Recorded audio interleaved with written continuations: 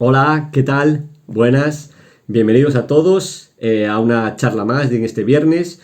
Gracias por acompañarme y por tener y dedicar unos minutitos a poder reflexionar y abrir nuestras Biblias. Así que vamos a ello.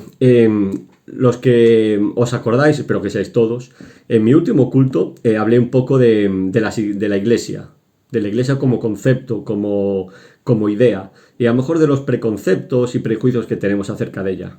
Así que hoy quiero volver a hablar de iglesia, pero esta vez vamos a hablar de una iglesia en concreto. Así quiero que abráis vuestras Biblias y me acompañáis en el libro de Hechos de los Apóstoles, en el capítulo 11.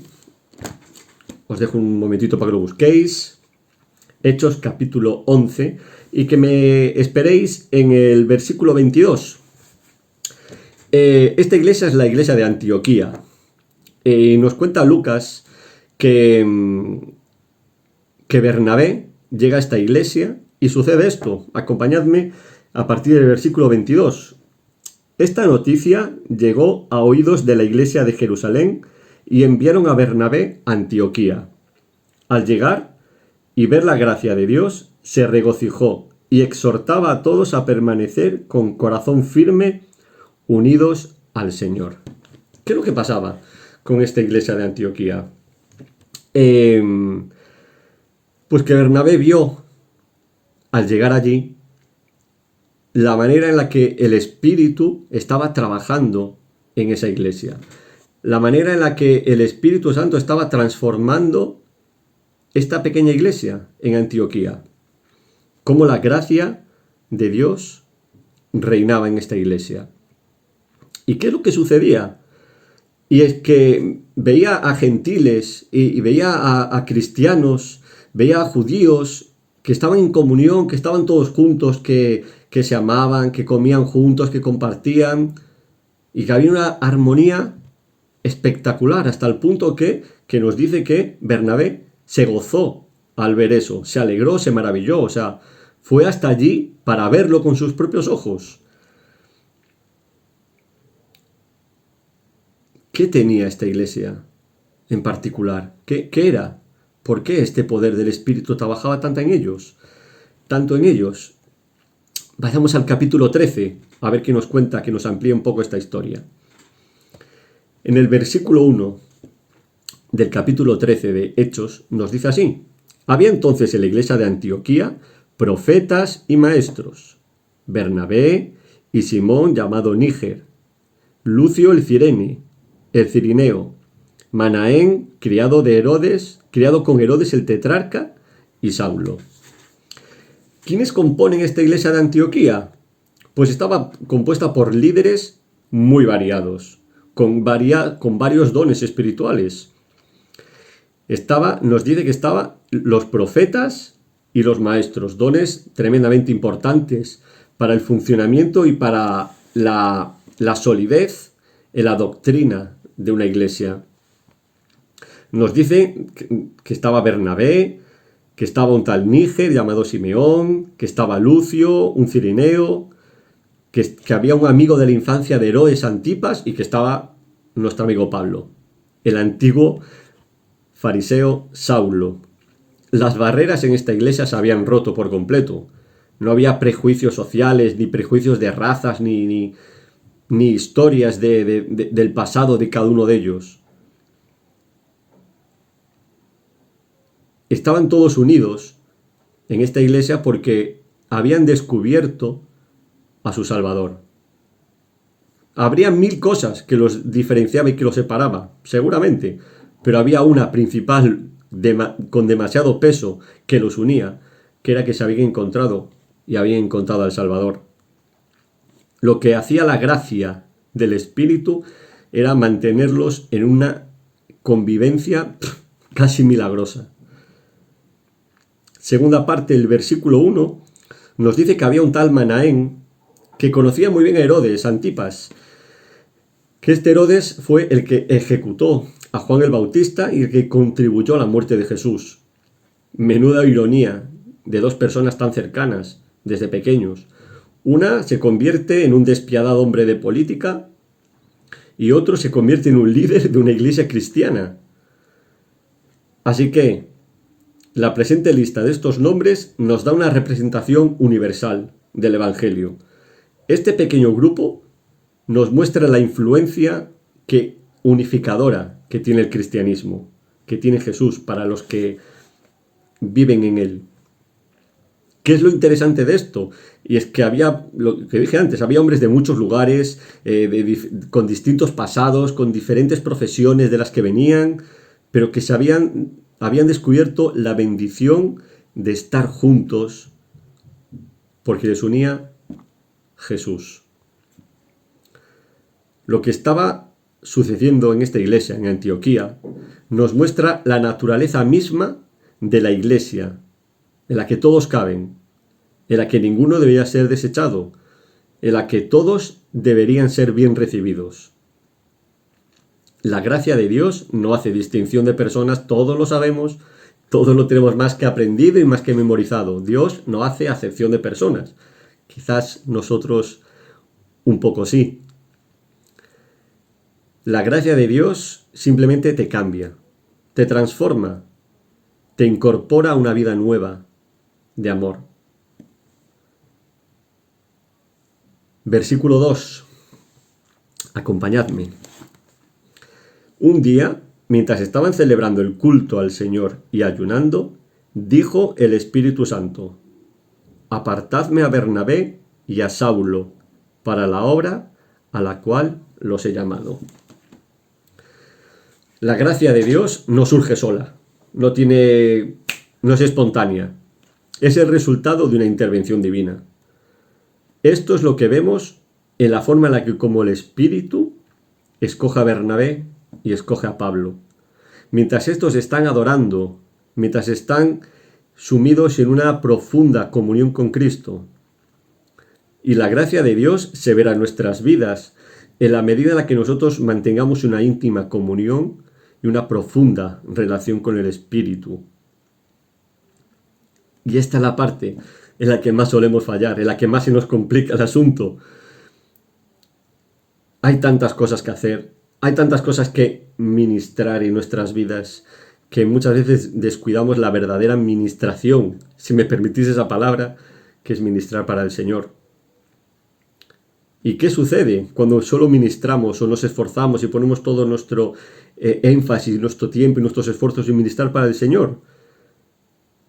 Pues que su propósito es quebrantarnos. Su propósito es hacernos más y más dependientes del Espíritu.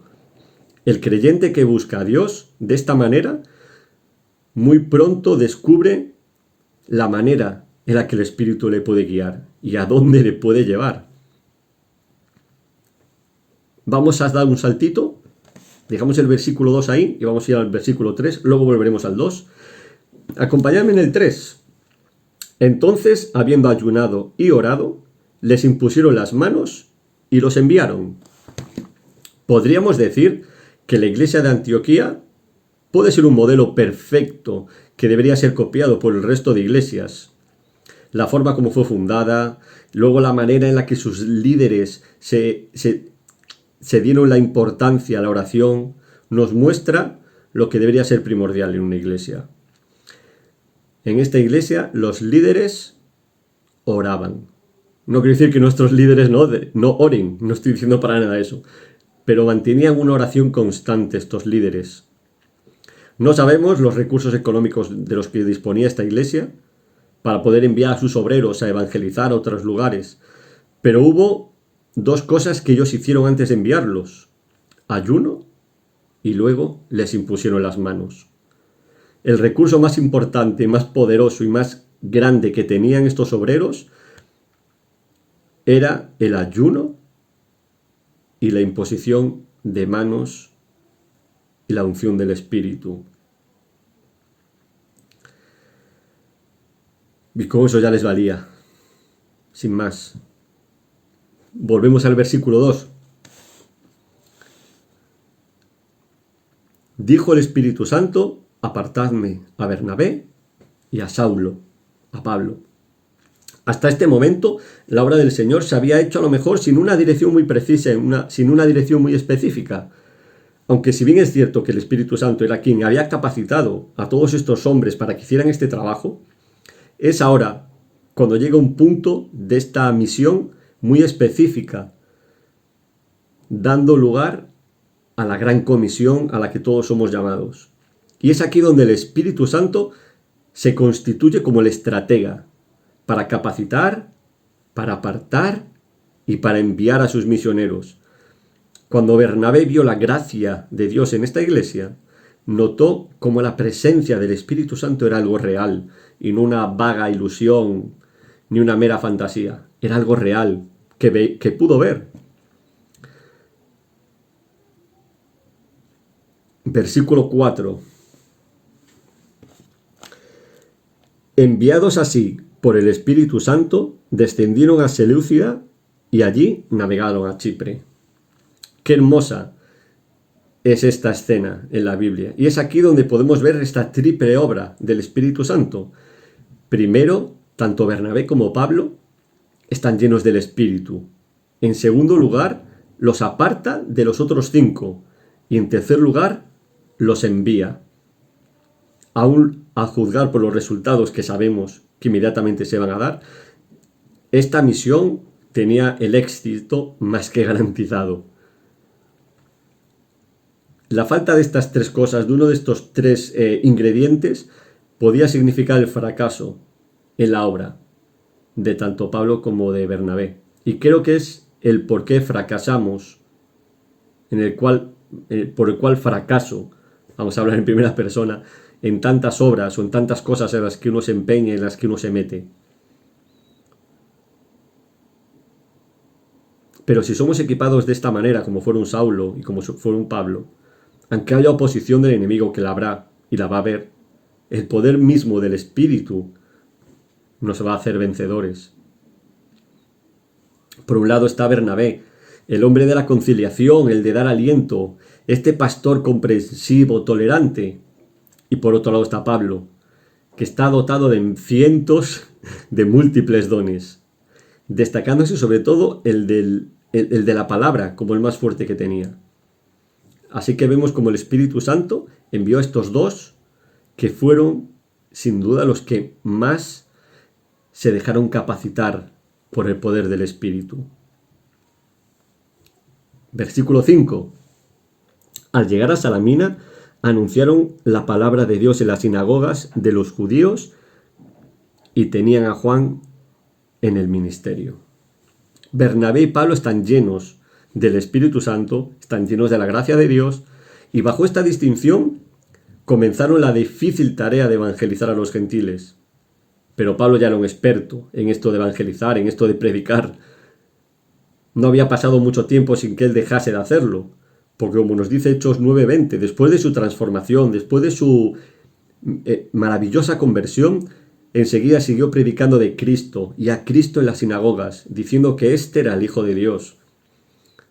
La iglesia de Antioquía conocía perfectamente la eficacia de la predicación de Pablo y del poder que había en él a través de Dios. Quizás esta es otra de las diferencias, seguro, que hay entre la iglesia de Antioquía y tu iglesia, entre mi iglesia, entre las iglesias que conocemos. Y es que mientras a ellos hacían del trabajo del evangelismo, de la evangelización, un estilo de vida, pues para los creyentes de hoy en día, para muchos, pues quizás la concepción es que la predicación, la evangelización debe ser hecha por los profesionales, por los expertos, por el pastor que ha estudiado y por los que realmente son expertos en hacerlo. El resto no debemos o no tenemos por qué. Pero contrario a esto, todos, yo y tú que me estás escuchando, eres responsable de llevar las buenas nuevas del Evangelio del Señor. Nunca deberíamos olvidar que hay un gozo excelso en el cielo por cada pecador que se arrepiente. Y nosotros somos en mucha parte responsables de que esto se cumpla. Acompañadme a partir del versículo 6 para ir terminando esta historia. Habiendo atravesado toda la isla de Pafos, hallaron a un judío mago, falso profeta, llamado Bar Jesús, que estaba con el procónsul Sergio Paulo, varón prudente. Este, deseando oír la palabra de Dios, mandó llamar a Bernabé y a Saulo. Pero Elimas el mago, que esto significa su nombre, se le oponía, procurando apartar de la fe al procónsul. Entonces Saulo, que también es Pablo, lleno del Espíritu Santo, fijó los ojos en él y le dijo: «Oh tú, lleno de todo engaño y maldad, hijo del diablo, enemigo de toda justicia, ¿no cesarás de trastornar los caminos rectos del Señor? Ahora la mano del Señor está contra ti. Quedarás ciego sin ver el sol por cierto tiempo». Al instante, oscuridad y tinieblas cayeron sobre él, y andaba dando vueltas, buscando quien lo condujese de la mano. Entonces, viendo lo que había sucedido, el procónsul creyó, admirado de la doctrina del Señor. Cuando el Espíritu Santo te llena, te aparta y te envía, su labor por excelencia es guiarnos hacia los hombres que están deseando alimentarse de la palabra de Dios, que tienen hambre de la palabra de Dios. Bernabé y Pablo han emprendido su primer viaje misionero a esta isla de Pafos, y nos dice que había un procónsul llamado Sergio Paulo que estaba deseando conocer de la palabra de Dios y que los hace llamar. Y aquí es cuando tiene que actuar el enemigo, porque es su labor, no le queda otra.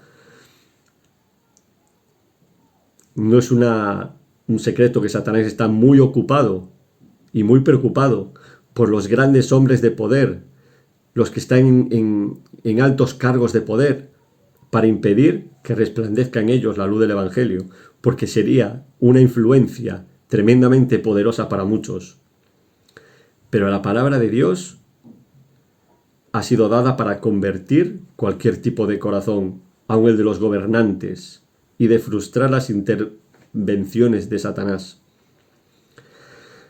La predicación tiene por enemigo a Satanás, pero cuenta con el poderoso aliado del Espíritu Santo para combatirlo y para ganar.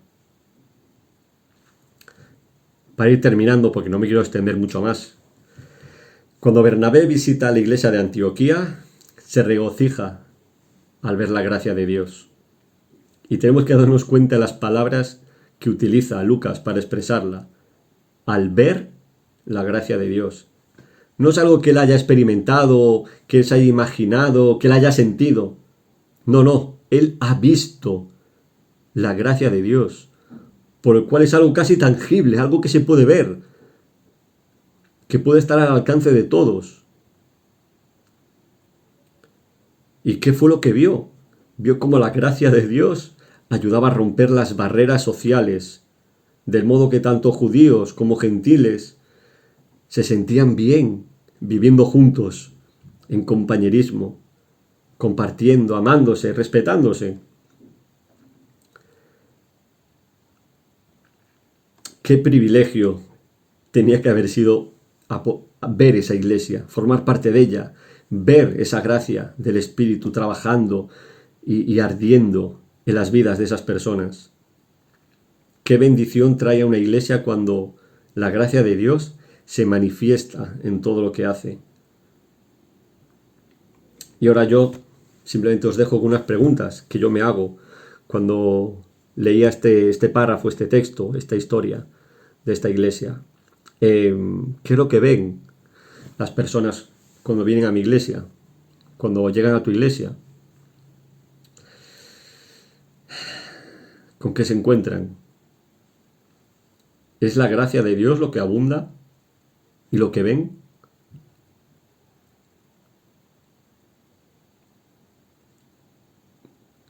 ¿Ven los demás en mí esa gracia de Dios trabajando?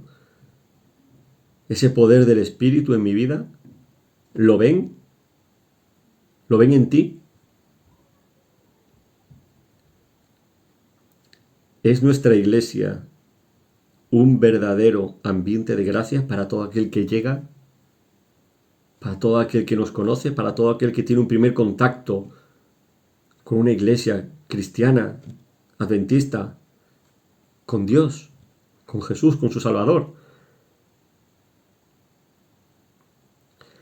Deseo que todas las respuestas a estas preguntas en tu corazón sean sí, sean que sí y que sí. Y si es una duda, pues hay que trabajar en ello. Si es una duda, hay que postrarse, arrodillarse y orar con más fervor todavía para pedir que el Espíritu de Dios nos guíe, para que el Espíritu de Dios gobierne nuestras vidas, para que podamos convivir en amor, en paz, en armonía, para que nuestra iglesia sea un faro que simplemente irradie luz de amor. Puede parecer muy romántica esta expresión, muy bucólica, pero debe ser así.